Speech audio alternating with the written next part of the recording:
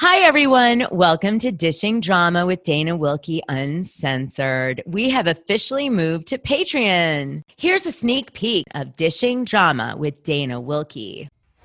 Come on, bitch, let's go.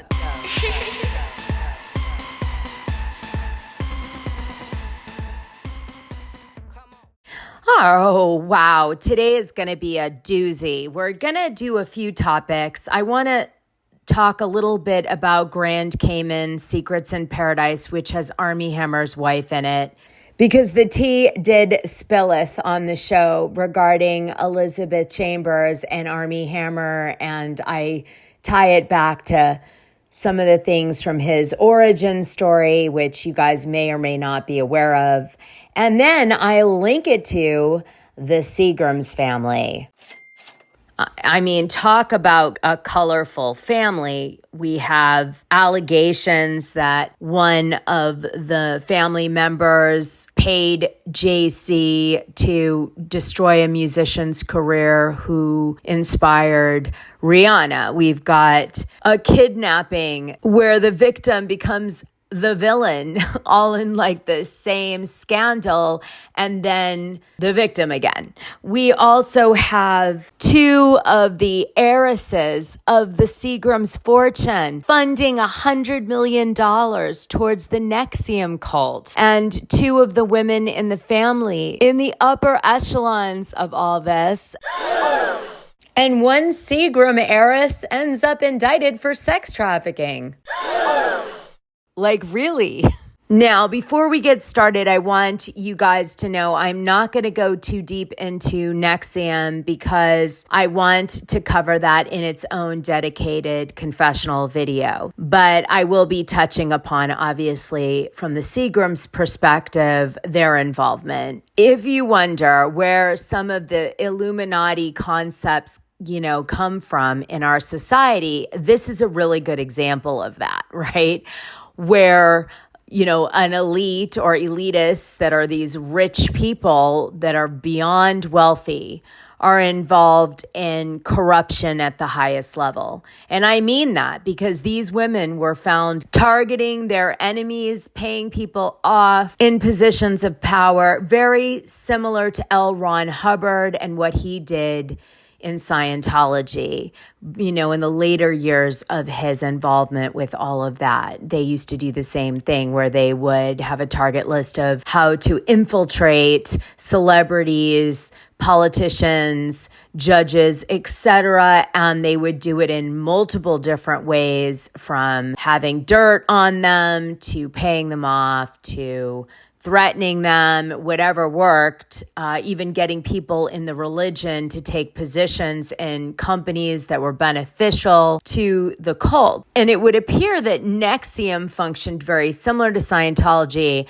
except utilizing one of the most powerful wealth families in the country, the Seagram family. But before we get into the Seagram family, let me tell you really quickly about Armie Hammer's wife and her new show that is appearing on Hulu called Grand Cayman Secrets in Paradise. All right, so let's just start out by explaining that Grand Cayman in the Cayman Islands is a huge tax haven, and a lot of rich people move to the Cayman Islands and the Grand Cayman in particular so that they don't have tax liability.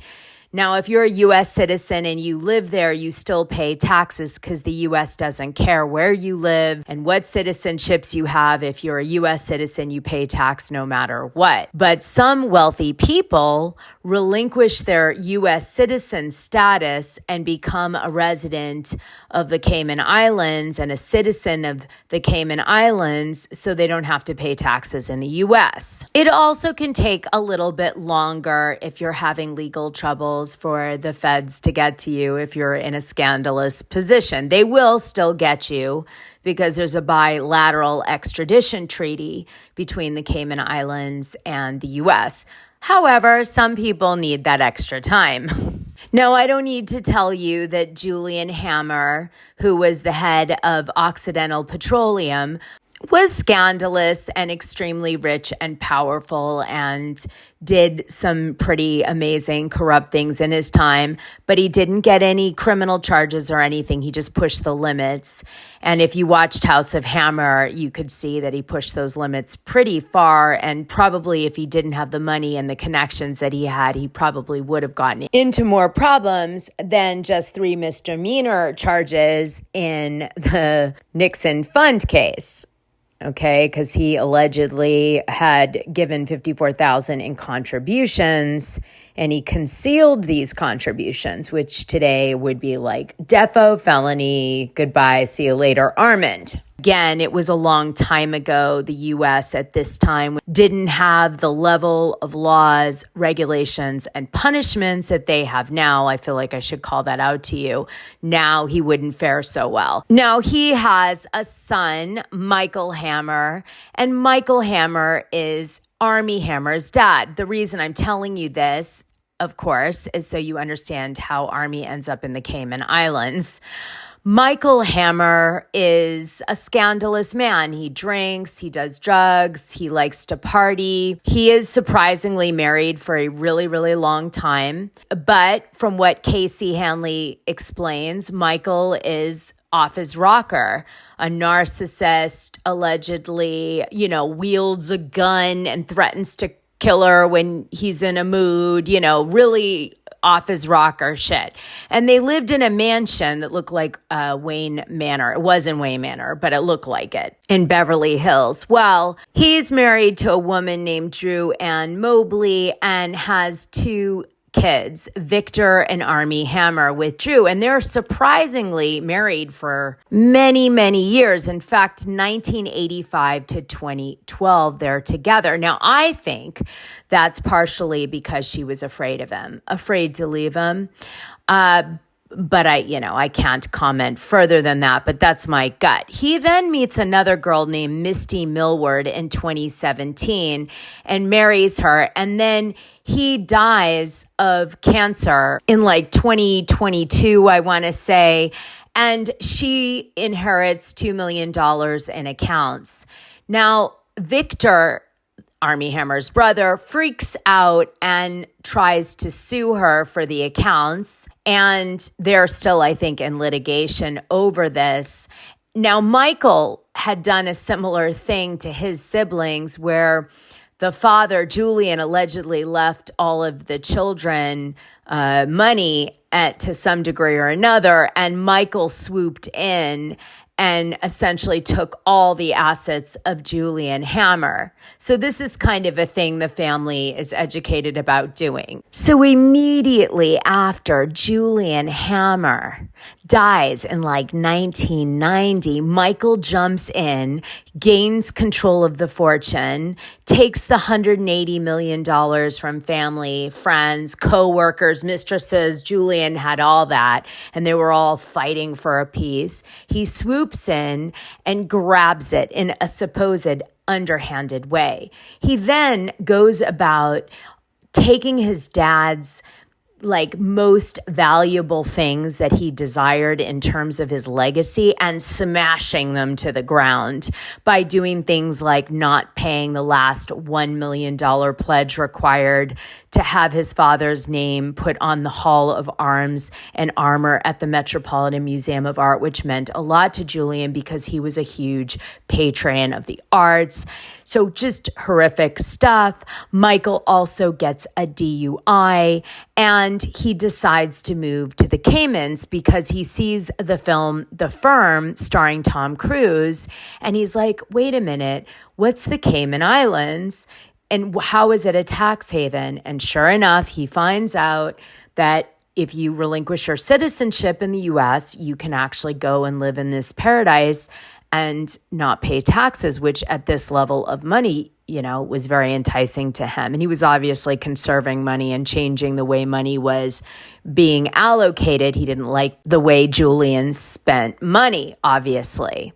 So he moves the family to the Cayman Islands, and in the course of doing this, he also gets embroiled in a scam where his art gallery that he's the head of up until it closes in 2011 in New York is embroiled in selling fraudulent pieces of art, forgeries, 40 in total. Mark Rothko, Jackson Pollock, over 80 million in fraudulent sales. Now, although Michael Hammer denied knowing about these fraudulent pieces of art and their transactions, he ended up having to settle a lot of these lawsuits. And in the process, it got discovered that Michael had been using this gallery business for his own financial gain. He had been taking money from the holding accounts to purchase luxury cars and trips to Paris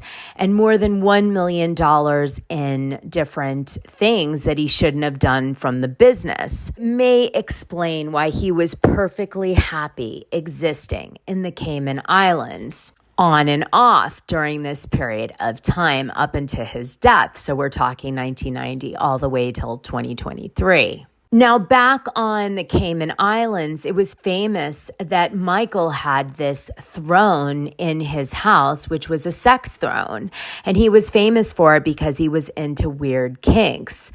Obviously, similar to Armie Hammer, who it comes out later, has weird fetishes of violence against women and wanting to eat them, etc. Elizabeth Chambers is Armie Hammer's wife. He marries her in 2010, and they're together up until the cannibalism allegations come out in 2023. And obviously, Armie Hammer and all the stuff that comes out about him is the reason for the divorce. A lot of women wondered, what is the deal with Elizabeth Chambers that she was able to be with a guy who has these kind of sick fetishes for 10 years?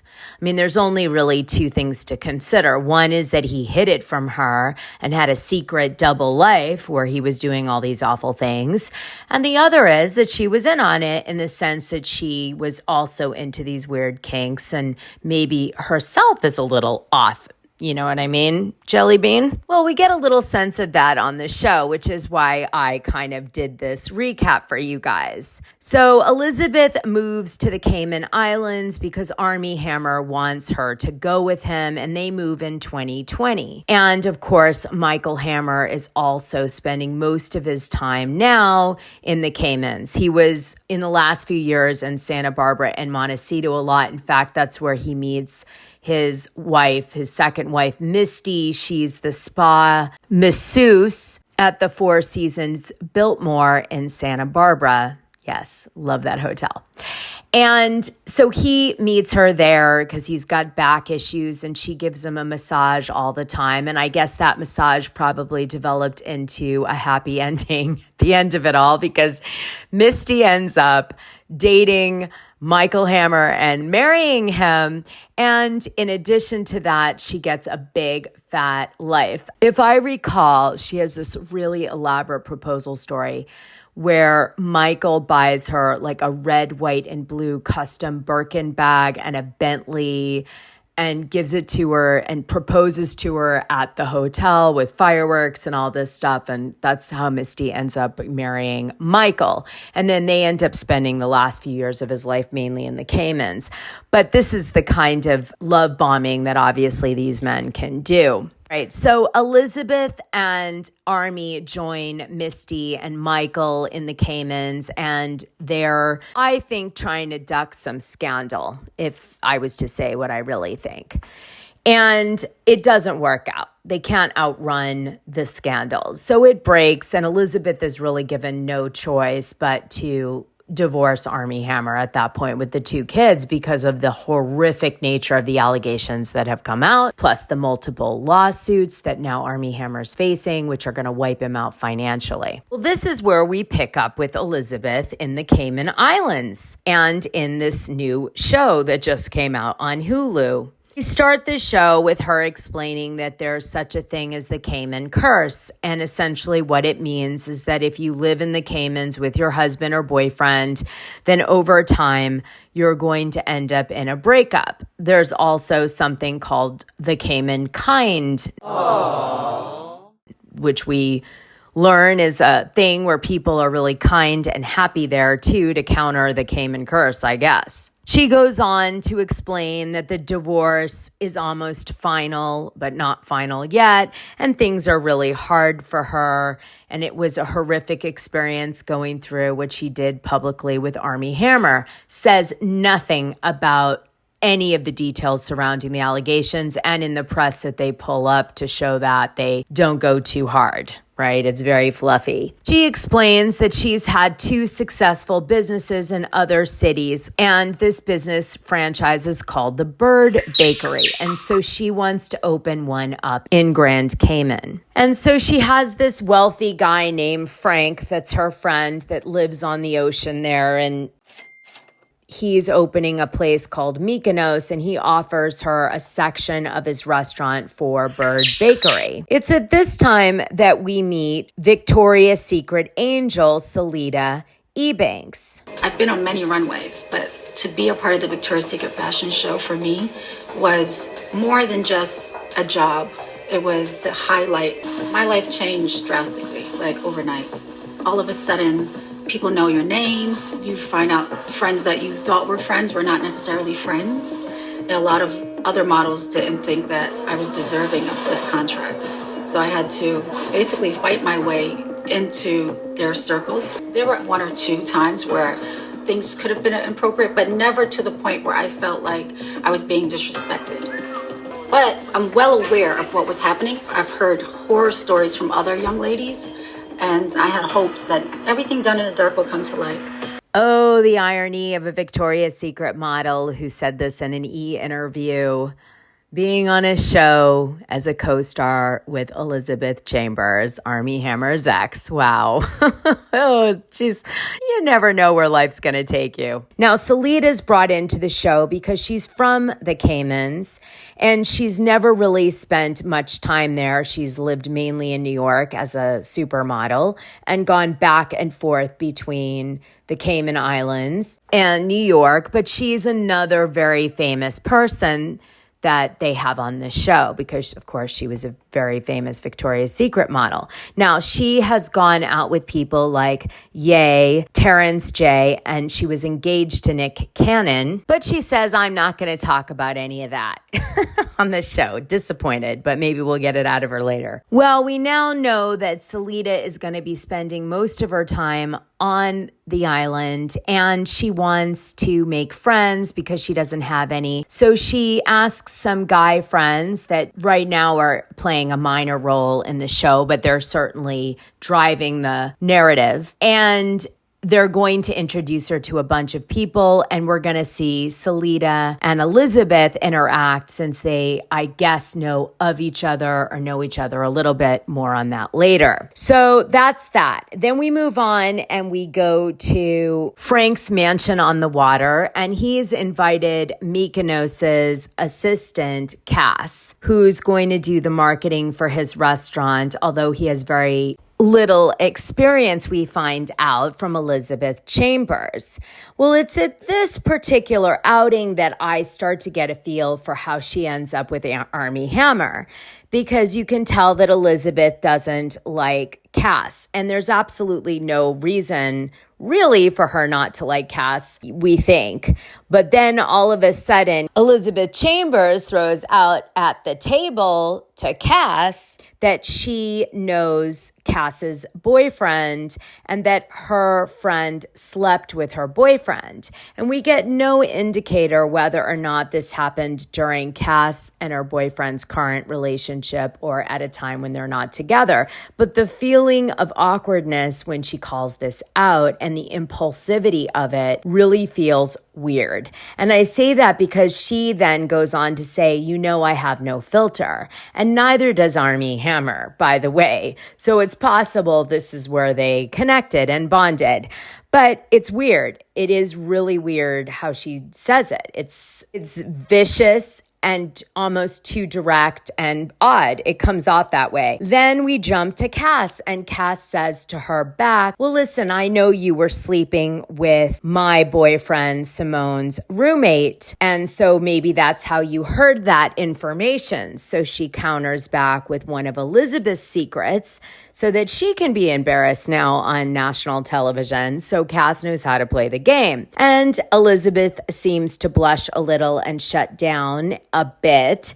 And the reason for that is Cass believes that Elizabeth is trying to make it seem like she is a goody two-shoes, and the reality is that Elizabeth is not a goody two-shoes, and maybe didn't want everybody to know that 5 minutes after all these stories broke with Armie Hammer, that she was sleeping with another guy who has a roommate, so obviously isn't that wealthy, in their little Cayman group, which to me, as a viewer, implied that maybe Elizabeth might have some kinks herself. Why do I say that? Well, maybe Armie and her relationship was a little open because this woman, Cass, seems to indicate that she's been sleeping with this guy for a while. So maybe there was some overlap with the ending of Armie Hammer's marriage relationship with her and this relationship in the Caymans that she was having. Okay, so then we learn that there's a difference between expats and locals. Expats come over generally from the States, like Miami, and they come in and they are rich and they want to play hard and it's like a vacation for them and they don't mind causing havoc and leaving. And then there's locals who respect the island and the people a lot more because they live there truly, and they also have more power sometimes than the expats because if they don't like you, they can like push you off the island in a sense socially. And we meet a girl named Chelsea who's an expat, and she's come over from Manchester, England, and obviously her man was wealthy to move her from Manchester to the Caymans. And when they got there, she had 2 children with him, and then they broke up. And while she was there, she met another guy named Tyson, who's another expat. And he is this like really showy guy who throws around Dom Perignon and all this stuff. And he has a baby with her, but doesn't marry her, but seems to ask to marry her. But like, I don't know, it's very confusing, their relationship. He's cheated on her with 5 concurrent women. And she's still with him. And she's like, I'm addicted to him. I can't not be with this man who is a chronic cheater. And she keeps hoping he's going to change. And then we meet her best friend, who's a local named Courtney, very pretty girl. And she's no nonsense. And she's just like, why do you continuously see this guy, Tyson? He's never changing and you're just going to end up hurt. And you've got a baby and you've got kids and all this stuff and it's shit. So she's trying to end the relationship between Chelsea and her toxic baby daddy, Tyson. And I want dirt on either of this men, Chelsea's ex-husband and or Tyson. So if anyone out there knows them, definitely DM me on Instagram, Wilkie_Dana. I'm here for it. So we end up at Selita's party where she's supposed to meet Elizabeth and others. And Elizabeth calls and says, I don't want to attend. I'm busy. And she's kind of a bitch on the phone. And she handles the call really oddly. Another red flag for me. And then the producers cut to a girl named Courtney, who I mentioned earlier, who's friends with Chelsea. And Courtney, who I mentioned is a local, received all of these psychotic text messages from a Finsta account that essentially spelled out Elizabeth X. So Courtney believes that it's Elizabeth behind the Finsta account. And this Finsta account attacked her several times, which kind of has Armie Hammer weird, crazy vibes, which is why I think Elizabeth might be a little birds of the same feather tend to flock together. Let me play you just the soundbite of the text messages that Courtney received. For the full scoop, join the Dishing Drama Dana Patreon. The link is in this audio description. It's only $6 a month, and you'll get the best information and tea about the things you care about, and even the things you don't know you care about. What are you waiting for?